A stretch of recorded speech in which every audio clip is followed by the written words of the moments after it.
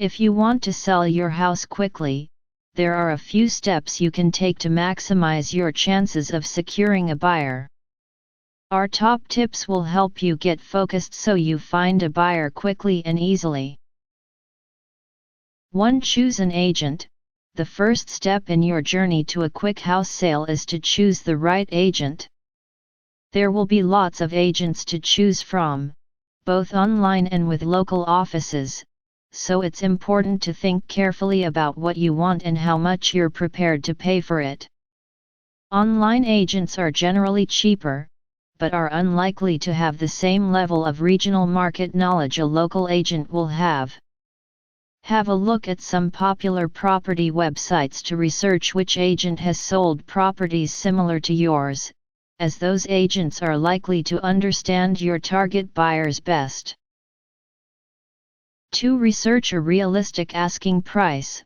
When it comes to pricing your property, it can be easy to get carried away by national headlines about rising property prices. It's also not unusual for agents to intentionally overvalue your property initially in order to win the business, and then drop the price after a few weeks when the property hasn't received much interest. Asking 3 different agents to value your property will give you a better idea of its true value, but remember, your property is only worth what someone is actually willing to pay for it, so just because an agent values it at a certain figure does not mean that's what you will end up receiving for the property. 3. Get your property looking its best. You may think this point is obvious, but a surprising number of homeowners are willing to put their property on the market without spending time refreshing it and making sure it is well presented. Of course, it's not wise to spend a large amount of money on a property you're planning to move out of, but there are simple, inexpensive steps you can take to ensure your property is attractive and inviting without breaking the budget. A fresh coat of paint, a tidy up of any outdoor space, and a thorough declutter will help your property to look enticing to potential buyers. 4. Research potential buyers before accepting or rejecting any offers. Again, this may sound obvious, but your agent should be thoroughly researching any potential buyers and finding out as much detail as possible about their circumstances.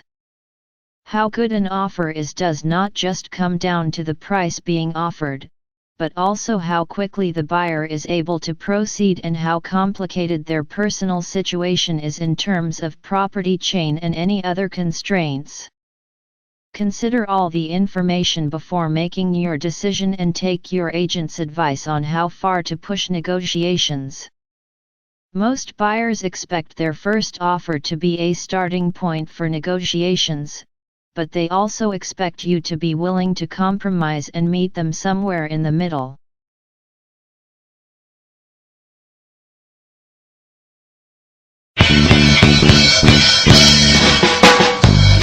Sa balay, lagi standby, wala buhat sa tagal. Nag-iiga, sinasangatan, wapalupit sa kong nanay. Kanya naabot si Juan, nagdalaog, pakwan na alert ang nanay.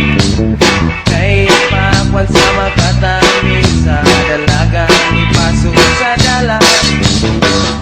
Ay pas nila ni mo Jonathan, ang umang sa pakwan. Naglaway pagyusiwan sa katamisan.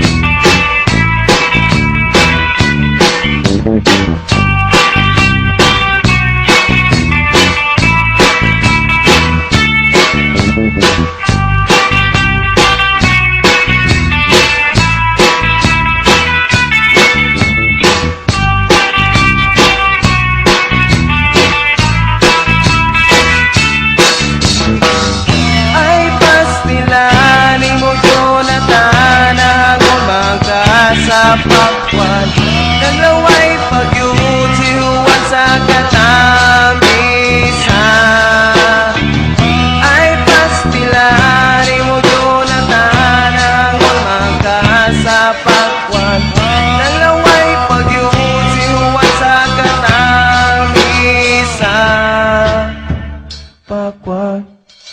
Kung muuwan, samot kalami ang pakwan, samot na kung matalik sikan makitan Yudin liso sa puwang apakwan, puwang apakwan.